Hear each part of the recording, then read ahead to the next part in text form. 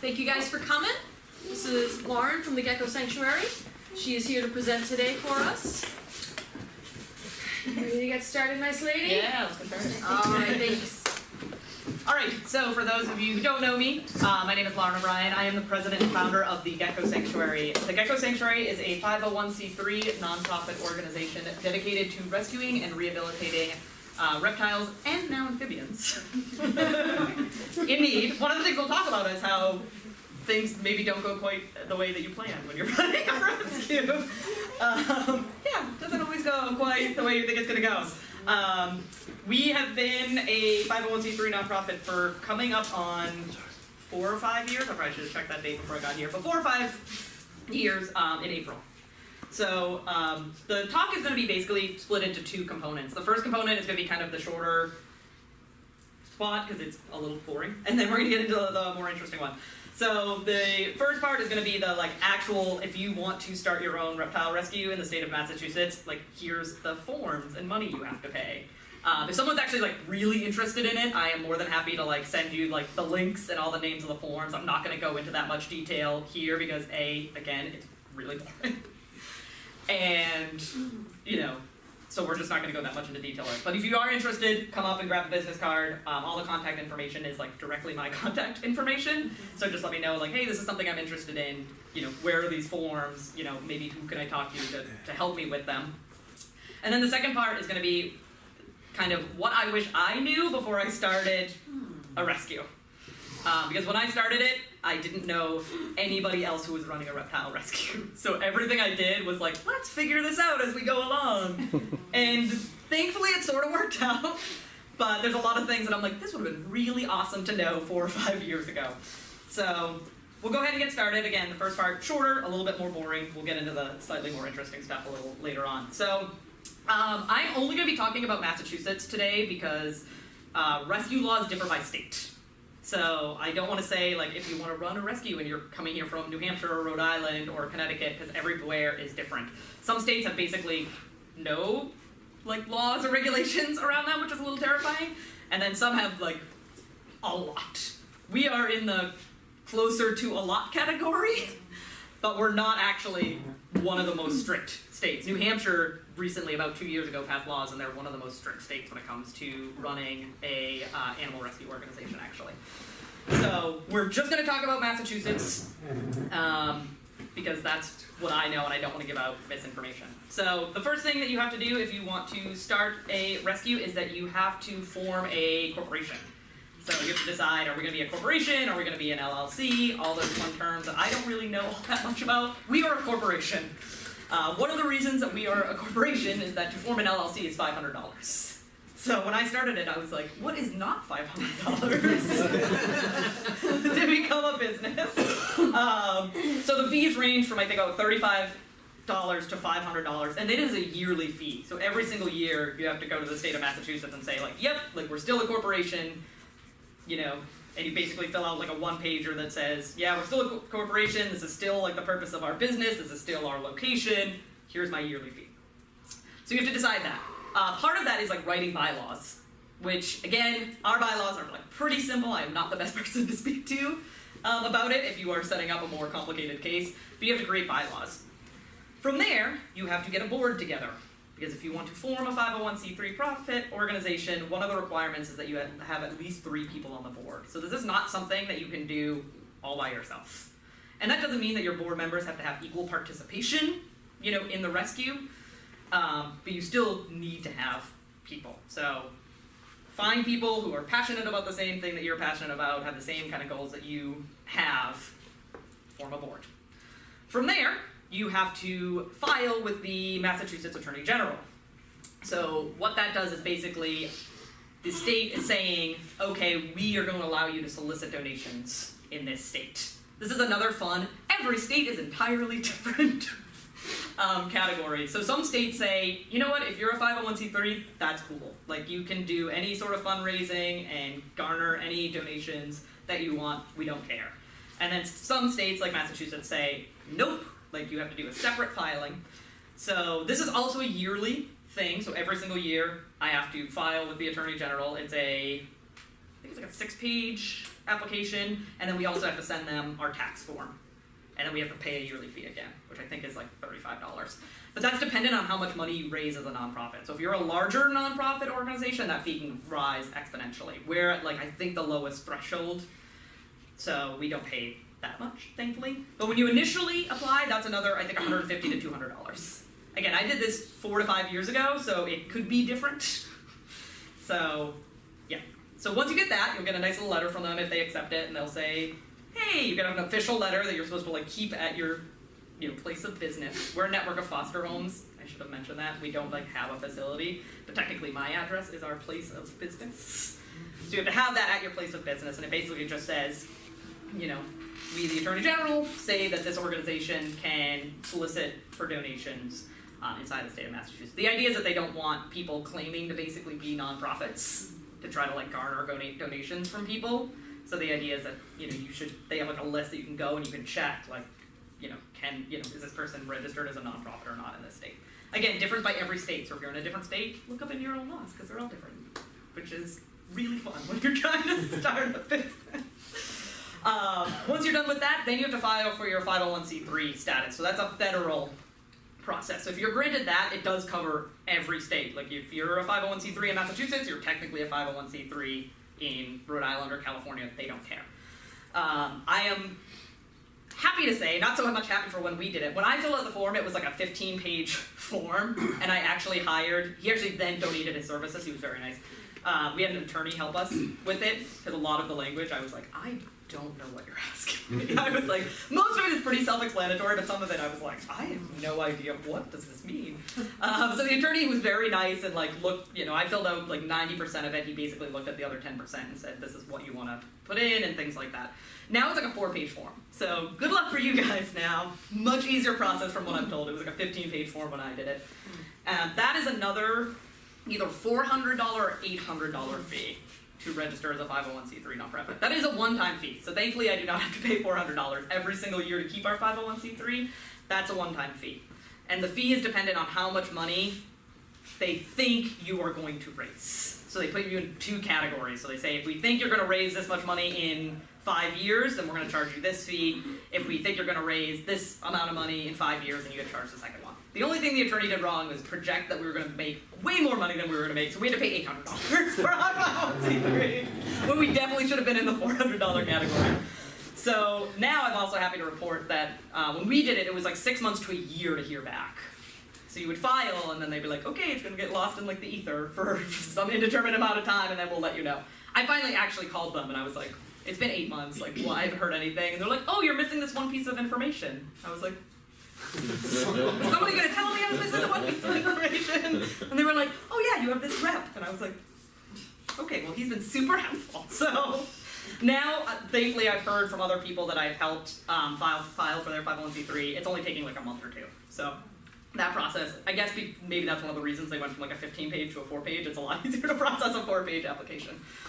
So you're incorporated, you have bylaws, you have a board together, you have been granted the ability to solicit funds from the Attorney General, you are now recognized as a 501c nonprofit. Now you register with the Department of Agriculture, the Massachusetts Department of Agriculture, and you fill out a form to say that you want to be a rescue. And you have to have all those documentation. So part of the form is like you have to send in the letter from the Attorney General, you have to send in the letter from the federal government saying you have your 501c3, you have to like send in your, you have to do all these things. The fun part about this form is that it is geared towards dog and cat rescues. So you read the form and you're like, it's like, okay, you're gonna spay and neuter all your pets. I'm like, no, we are not. Like, you read through it and you're like, no. So I called them and I was like, we can't really do that. It doesn't work quite the same way. And they were like, okay, I guess that's fine. So just a heads up, working with the Department of Agriculture when it comes to reptiles is gonna be a lot of like, I guess that's okay. And you're like, okay, great. So you fill out that form, and I will give it to them that they're a pretty quick turnaround there. As long as you have all the information, they're generally like, oh, okay. And it's things like, what vets are you gonna utilize, and you do have to set up a few things. I'm not going to go, again, way too far into it. You have to have like a numbering system for all your animals have to have a unique ID. So we thankfully use a software that we got for free. So I just say like add a +1 to every single one. So it's like, GS.00, whatever the number is. So things like that. They'll say like, oh, do you have a unique ID for all of your animals? Do you have things like that? So that is all the fun paperwork and fees you're gonna have to pay if you want to create a animal, actually basically any animal rescue inside of Massachusetts. I just came at it from the reptile side of things. So now we'll move into what I wish I had known before I started my rescue. And so the first one is that obviously if you want to start a rescue or you're thinking about volunteering for one or anything, obviously you're doing it because you love animals. No person in their right mind who didn't like animals would do this. If you even are on the fence about really liking them, don't do it. You need to really love and be passionate about it to do rescue. But what no one told me was that a lot of your time is going to be dealing with people. A lot, and exactly the amount of people that are like, oh, I want to run a rescue, and I'm like, that's awesome. We need more rescues. Please come on board. Which, side note, I'm gonna be honest in my talk. I'm not gonna sugarcoat things. Please don't walk away wow, this lady doesn't want any of us to run a rescue. That is not the goal. Please, we need more rescues. I'm always please, no, yes, come on board. Help us out. But I also don't want to sugarcoat. I don't want to say oh, it's all rainbows and sunshine, and you're never gonna have to deal with anything tough, because that is not true. People are the reason why we have rescues. Yeah, exactly. People are the reason we have rescues. But you do have to deal with people a lot. You have to deal with people a lot. Because people are the ones donating to your organization. People are the ones surrendering to your organization. People are the ones adopting from your organization.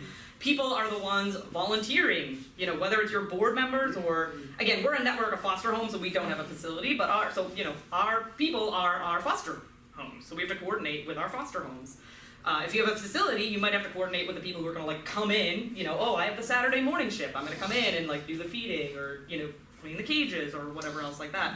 People are in every facet of your organization, and so you have to deal with people. And I know most of us are well, we love animals, and we want to deal with animals, and that's what we want to do. And I totally understand, but you have to deal with people. And I would say that I'm very lucky that I came with a long background in customer service before I started doing rescue. And I do work full-time. I think people find this fascinating that I work full-time and I run this rescue. I do. And I'm in sales and marketing operations, so now I'm basically what I like to call internal customer service, because I support everybody in my company in certain softwares that we run. So yeah, it's great. I think I just torturing myself all the time. No, I really love my job. You have to deal with people, and that means that, you can, but it's probably not going to be good for your rescue if you go on tirades, online.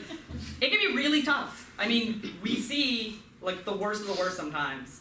We see people who kind of willingly neglected their animals. We have people who unwillingly neglected their animals. And as much as you want to punch them in the face when you see them, not gonna help anybody. It's not gonna help anybody.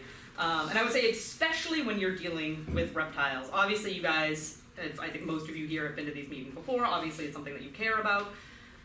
We're fighting a bad rap. So we shouldn't be out there, oh, local rescuer, punch this person in the face. Not gonna, they're gonna be well, those crazy snake people, you knew it was gonna, that's how they are.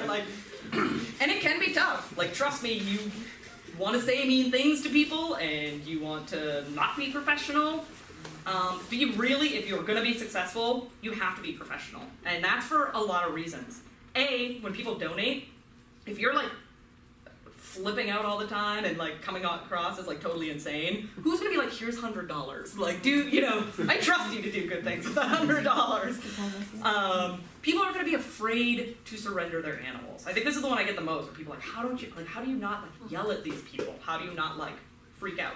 And I will be straightforward that I have reported people to authorities before. So I won't say something directly to them, but I have called up the appropriate people before and said hey, you might want to do a check-in at this house. Here are certain things going on there. I have done that.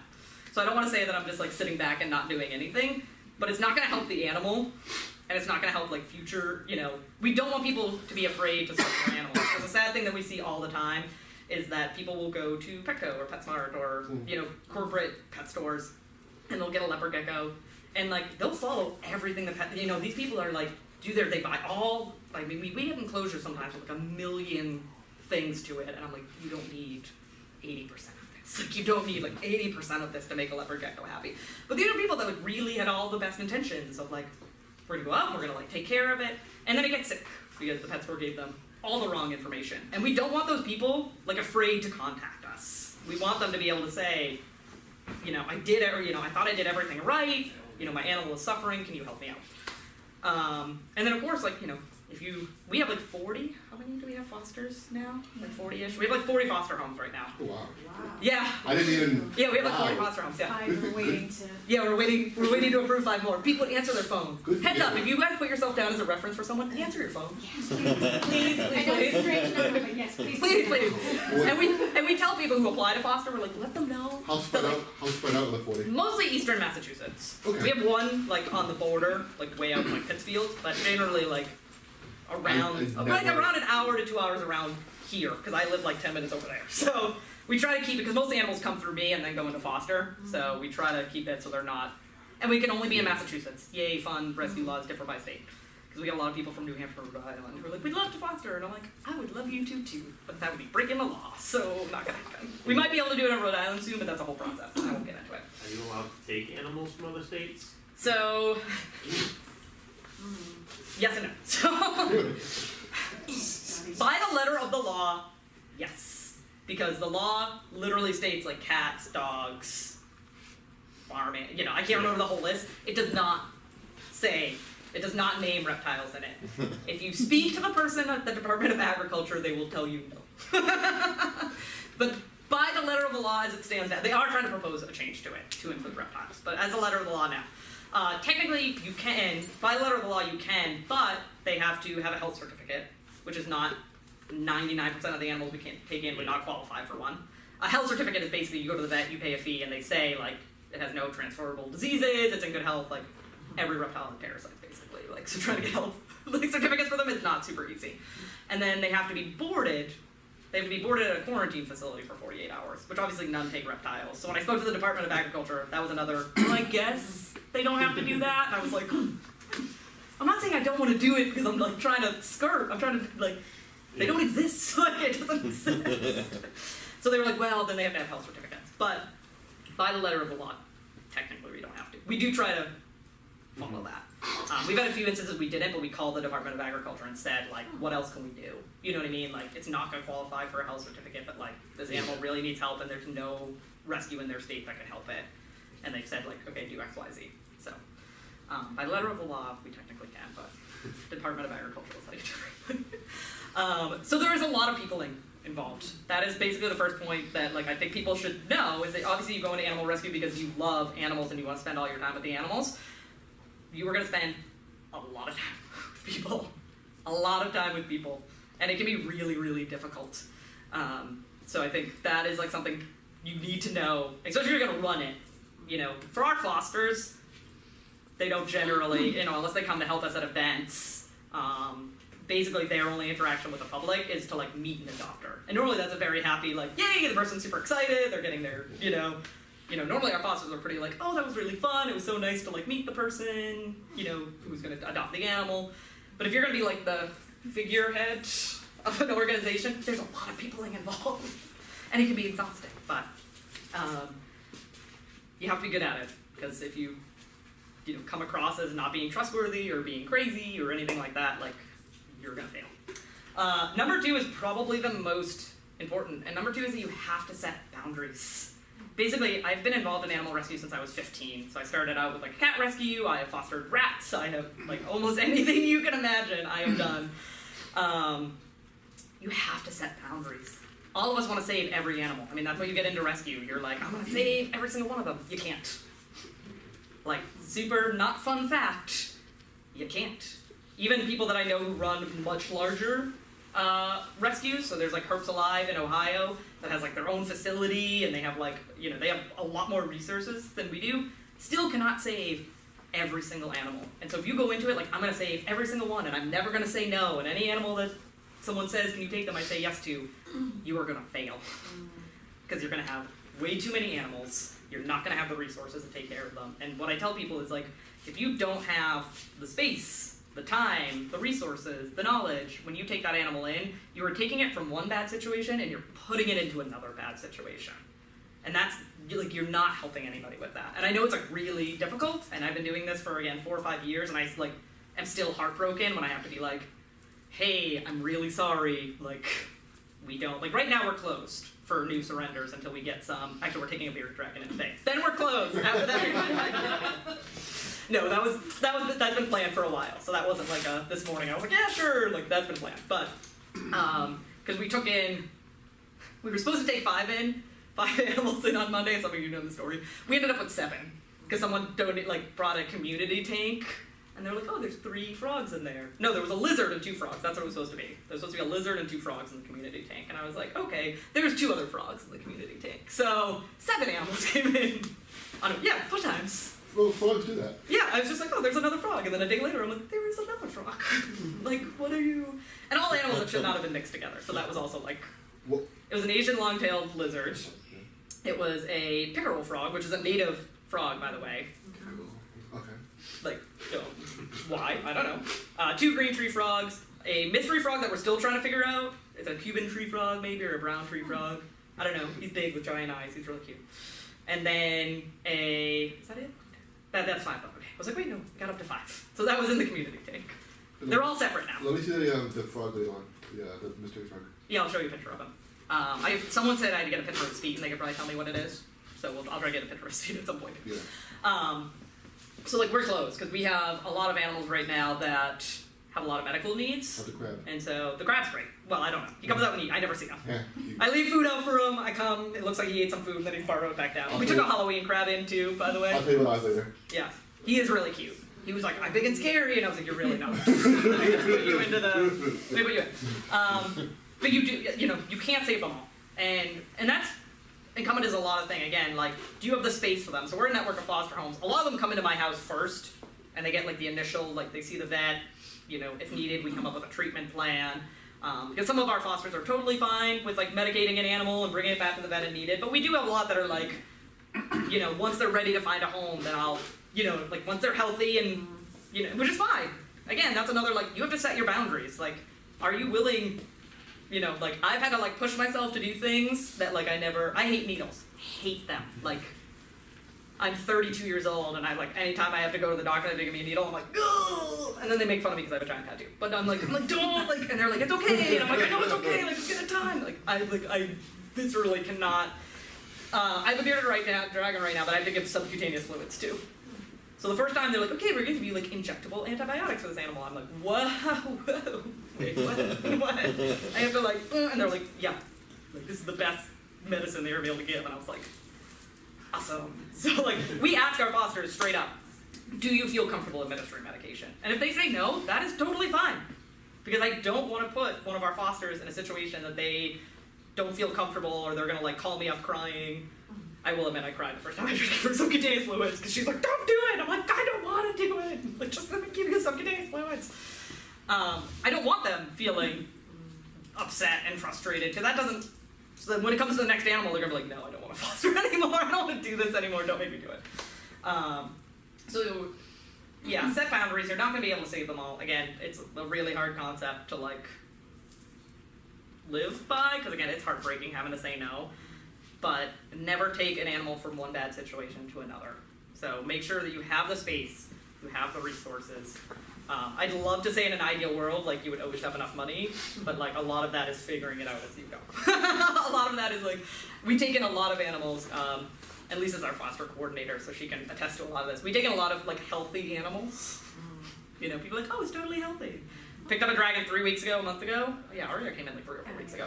Totally healthy, she's totally healthy. I'm like, okay, great. I'm like, we go to pick her up, and she is like emaciated. And I was like, okay. At this point, I've been doing this long enough, I just don't trust people. I'm just like, okay, it's healthy. Like, I will deem that when I physically see like, the animal in person. She's doing great now.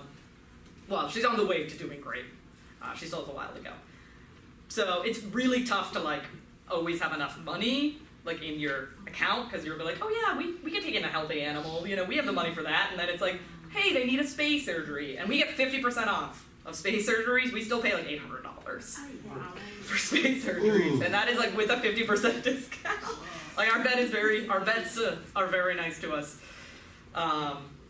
So that end of it, I will say, is a little more difficult, but like, you also have to be ready to step up and like put your own credit card down when it comes down to it. We've been doing this long enough, thankfully, that we can generally have enough money in our reserves to cover what we need to, and I've been, doing this long enough, I can generally like have a feel of like what things are going to cost and knowing when we're at our limit and things like that, which are things you do probably will learn along the way. But like, we had 2 dragons need space surgeries within 3 days of each other. Neither that we thought we're gonna need. Well, one we did. One we took in knowing she had to be spayed because their owner couldn't afford to spay her. So we took her, the vet like basically forced them to surrender her to them, and then called us and said, "Can we do the space surgery?" We said, "Sure." And then we had another one that we were like, "Oh, like she's going in sort of for like a routine like check back up," and they're like, "No, she needs to be spayed too," and we're like, "Yay!" Like, what are the reasons you spay a dragon for usually? they have like infected follicles and or they get egg bound or yeah, it's actually like a lot of them need it. It's not. So now by default, if we take in a female bearded dragon, we're like, let's just count on the fact we're probably gonna have to spay her. Like, but yeah, space. Make sure you have the time, and then especially for certain species, like know what you can handle as like a species. So we started as the gecko sanctuary because my idea was like, oh, we're gonna do like cute little leopard geckos. Now I have a Colombian tegu sitting in my house who hates me and everybody. She hates all the things. But if you're just starting out and like, you're comfortable with leopard geckos and bearded dragons, which is fine. Please don't take that as like I'm talking down to you because those are like some of my favorites. But if you're like, I want to open a rescue, like don't take a tegu in as your first rescue. Like not like, especially like a sick one, like not a good idea. And if you are taking in a species you don't know, which we still do, like it's been 4 or 5 years and basically all the species we took in on Monday, I have never had before. So I was like, well, this is gonna be fun. Research, and even better, like find physical people that that like have experience with those animals and say like, what do you do? Like I messaged Adam because I was like, I think that I thought either he had one or Jabber one had a Halloween crab, and I was like, how do you keep these creatures? Again, like know what you know, and again, if you're doing a rescue, especially when it comes to reptiles, which is one of the things that makes it a little bit more difficult than dogs and cat rescues, is that like you will take in things that you didn't keep before. But like like we don't take in iguanas. Like sad but true, like I don't feel comfortable with iguanas, we don't have the space for iguanas, I don't have fosters that are comfortable with iguanas, so I'm not going to take one in. Because I'm not going to take in an animal that I don't feel comfortable working with, and that I don't have the space, for to give a good life to. So set boundaries, like stick to them. Again, it's really tough saying no, but like you are never going to be able to save them all. And so do well by the ones you do save. Like that's what you kind of have to tell yourself, is do well by the ones that you do save and understand that like you cannot save them all. Third is have a solid support system. So you are dealing with people, and peopling is hard. You are seeing sometimes like the worst of the worst, and animals pass away even after you do surgeries and do everything you can and you did everything right. Like you're still gonna lose animals, and I mean horrible things just happen. You also have really good things that happen, but you have horrible things that happen. You need a good support system. And that doesn't have to be people that like care about reptiles. I am lucky to have some friends that like do, and I'm sure they will attest the amount of like messages that I send them that I'm like, I hate everybody, and like they're like, let's go get wine, and I'm like, yes, let's go get wine together. Like you need a good support system. You need to have people that'll be there for you, and that does not mean that they have to like, I have a boyfriend. He is amazing. Every time we go out and people find out about my reptiles, they like go to him. They're like, oh, and they start asking him, and he's like, I don't know.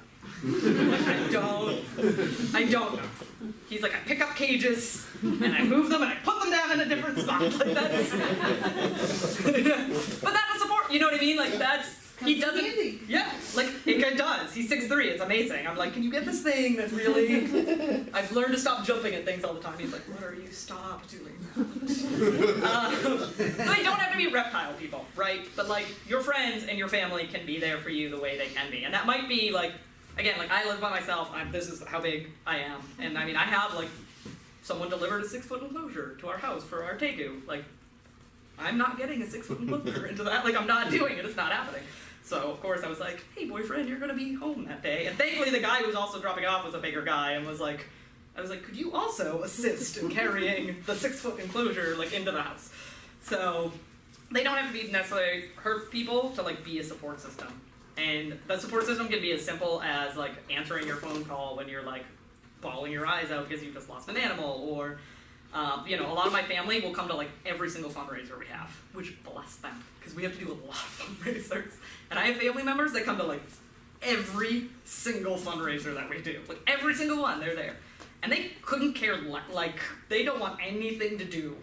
Like, they come to my house and they're like, they're all in cages, right? I'm like, yes, like, they're not, the amount of people that think they're just like slithering around my house at all times, which if they get loose, that does happen, but like, generally speaking, they're in their enclosures and we're good to go. Like, they don't care, like, they're not a big fan of reptiles, but like, they will be there to support. So have a good support system, because running a rescue is draining and really difficult and emotional and financially tough, and you need a good support system. And then the final thing is, and it kind of relates to that, is like make sure you take care of yourself. It is really easy in anything that you are passionate about, but especially when it comes to rescue, and it doesn't have to be reptile rescue. I've seen it. Again, I've done dog rescue. You know, I know a lot of people in rescue. It is really easy to entirely lose yourself in something like this. Like, you're not gonna get enough sleep. You're gonna like forego taking care of like yourself to make sure that something else gets paid for, or you're gonna like, I mean, any number of things. You have to take care of yourself. And I'm not saying I like always get enough sleep. Or things like, you know, you're not gonna get like 12 hours of sleep every night running a rescue. Like, just fun fact, if you really love sleeping, rescue maybe not the best thing for you. But you have to take care of yourself. You have to like unwind and make sure that you are sleeping and that you are eating, and that like you do go out and hang out with people sometimes. Like, it's okay to like spend a night like hanging out with people and like not being like home and doing everything rescue like 24/7. You have to take care of yourself. And again, it's really easy to like lose yourself in something like this. And I'm sure a lot of you have heard the term compassion fatigue, which is painfully common in rescue workers. So there's like a high, it's like common in vets, it's common in social workers, it's common, you know, basically anybody that has to see and deal with difficult things is at risk for this. And basically it leaves you at a much higher risk of like suicide and depression and a lot of things. So I'm not saying, like, again, it's not all sunshine and rainbows. You are going to get sad, you are going to be depressed, but you have to make sure that you do take care of yourself in all of this. And sometimes that means like having to like step away from it a little bit and taking like a slightly less role, and that's totally fine. Don't burn out. It's really easy to burn out. And I've known a lot of like amazing rescues that basically disbanded because people burned out and they weren't taking care of themselves, and maybe they weren't setting boundaries. So make sure you take care of yourself.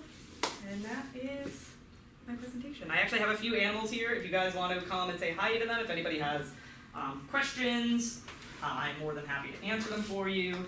This is a blue-tongued skink. He's going to hiss. Well, I shouldn't say hiss. He's going to huff as soon as I pick him up. If you guys know blue-tongued skinks, it's very common. No, come here. This is a female. She surrendered. Oh. And then I found sperm plugs, and I was like, that's not a lady. That is not a lady skink. So this is Tonks. Tonks came in. Like 3 years ago. He's handsome. He is very handsome. You're not even gonna be all that puffy, are you? He's just like, well, he's probably cold. It's a little chilly in here. He's like, no, if I was warmer, he was like, I would be quite happy. Is he one of yours? He came in, well, technically, yes, he's one of our educational animals, we do educational shows, and so he came in as a rescue. He came in, and this is one of those, like, peopling is really hard sometimes. He came in from a person who did educational shows. And like took horrendous care of all of their animals and like didn't know how to take care of them.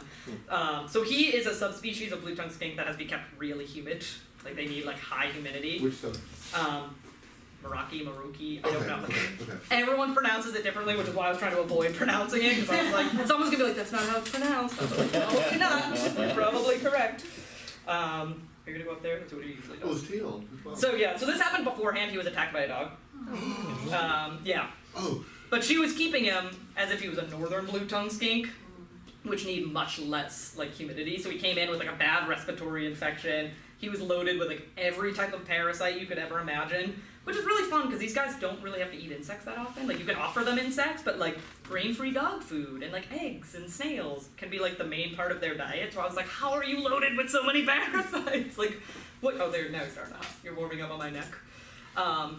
But, you know, I couldn't just like flip out on this person, right? Because they at least reached out to us and said, you know, we're getting out of this. So thankfully they were I was like, yay, I don't have to report you. Like, you're getting out of it, yay. They were getting out of it, and they reached out to us. So if I had been like, how could you have let this happen, blah, blah, blah, they would have been like, okay, well, like, I'm not going to speak to you anymore. You know what I mean? Like, so this was actually, she had, I think, like 12 animals. So this was split between myself and another rescue. So maybe 0.5 network. Like, basically know anybody else that you trust in rescue and network with them. Because you're going to need it. You're going to need, like, again, especially when you can't take them all, you have to be like, hey, here's maybe some other people that you can contact and, like, maybe they can help you out. So network is also important, which involves peopling. But generally they're people you like because they're people who feel the same. The few people I know who also run a reptile rescue, we have some of my favorite conversations. Because we're just like, I know what you're talking, yep, got it, yep, that happened. Yeah, we have some good ones. So, this is Dawn's, and then we have Petronella in here. She is a leopard gecko. Actually, Lisa, do you want to take her out? This is another, like, set your limit. So Petronella is what we call a sanctuary animal, basically being that, like, we can't really adopt her out to the public. So you also have to understand when taking some of these animals in, like, you might not be able to, like, just immediately adopt them out. And sometimes you might never. So Petronella came in with, like, probably the most severe metabolic bone disease I'd seen up to that point. Exactly, up to that point. That I literally didn't think she was going to live. What had happened was that a pet store actually had gotten a call about this kid wanting to surrender an iguana. And so the pet store went there, picked up an iguana, and then the mother was like, oh, there's also like a gecko. And the iguana, I guess, was in like immaculate shape. Like the pet store could not wrap their head around this because they were like, the iguana was like in immaculate. So this kid like took really great care of an iguana and then like could not handle this. So she had to we had to do like liquid calcium daily. She had to be hand fed. I mean, we had to do a lot of things, and we do have to have sometimes what we call like quality of life discussions, where sometimes you have to say like, is keeping them alive really fair to the animal? And so, sometimes when they come in like this, you're like, I'm not sure. But she started like eating on her own and like wasn't showing any signs of pain. So we were like, okay, like I guess you're like you want to live. So now she is getting fat. I haven't seen her in a while. Lisa took her into foster quite a while ago, and I was like, wow, she's getting really kind of fat. She had a chubby little tail when she got in, which yeah, was she did. a surprise. But But sometimes, you know, we take in, so we just were like, you know what, like she does, naturally actually humps on her own. She had to be tongue fed for the longest What's the time. bump from? For metabolic bone disease. Really? Mhm. yeah. Yep. What caused? Most likely just not having her insects dusted with calcium. No, when no, she was that, growing. what caused that? So she was probably growing when she had metabolic bone disease, and what it does is soften the bones. Yeah. So they'll curve, like sometimes we see curves in spine, sometimes my own blue tongue skink that I have at home has a bump like at the end of his tail, so sometimes, especially in skinks, you'll see it, or sometimes you'll see actually tail kinks. Not so much in these guys, obviously, because they have the fleshy, fat tails, but if you're dealing with species that have like a more rigid, like bearded dragons, sometimes with bad metabolic bone disease, you'll literally see their tails like boop, boop, boop, like the little zigzag tails. It's just basically, especially if they have it as they're growing, Wow. it softens it up and it just doesn't form the way that it's supposed to. Doesn't So. stop her. No, she's. You should see her chase bugs. She's adorable. It's interesting. But yeah. So you guys can come up and say hi to these guys. Again, he's one of our educational animals, so he's super cool. And then if you guys have, and she was not this friendly when she first came in. But I always tell people, I'll tell this one funny little anecdote. People always say, like, how do you adopt them out? Like, you know, I want to keep all of them. They hate me. I'm the one that gives them medication. They cannot. They remember. If people try to tell you that reptiles are not intelligent, No. they remember the person who gives them medication. And I'm the one that gives them medication. They do not like me. Everyone, I'll be like, oh, you know, they can be a little testy, and someone like will adopt them. They're like, this is the friendliest animal I've ever had. And I'm like, well, great. Like, they hated me. So we'll try to end on a funnier note. But if you guys have any questions, I'm happy to answer them. Or if you want to come up, we have some information on some of the animals that we have in our care right now. We have some business cards. We have some little toys with business cards. And we are also, shameless plug, having a fundraiser at Panera on February 20th. And literally all you have to do is just show up with the flyer. So like, it's not like us, you know, you have to like sit and eat with us. I'm just gonna go in and stop in and get food. I know people like, you don't have to people, really, you have to people, you know, you can't use the self-service kiosk, you're gonna actually have to go people and order. And you have to physically give them a flyer. They will not accept it on the phone, which really annoys me. But that is not my rule. You physically have to have a flyer. So if you like live in this area, So not this Tuesday, coming Tuesday between 4 and 8 p.m. Just grab the flyer, go to Panera, and then they'll just send us a check for a portion of the proceeds. So, totally shameless plug there. Don't care. Fundraisers all the time. So, thank you guys so much. If you have any questions, let me know. Thanks a lot.